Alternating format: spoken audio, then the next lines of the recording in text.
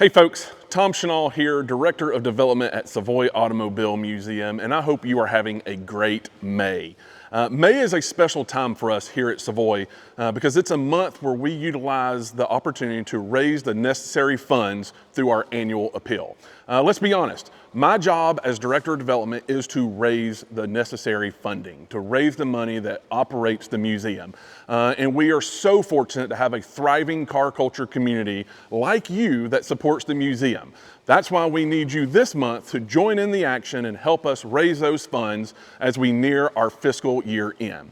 One of the things I get asked a lot here at Savoy is, what are those moments that stand out to you? What are the moments that you remember, that you look back on, and that you may look back on for years and years and years, the impactful moments?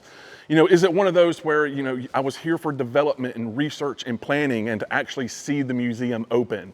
Moments where we had Jay Leno here and we were able to share Savoy with him. It's cars and exhibits that I've only ever seen in videos or in print that I didn't think I'd ever see in person. Having those on the floor at the museum. Were those the moments? Let me tell you what the moment was, and I'm gonna get chills thinking about this.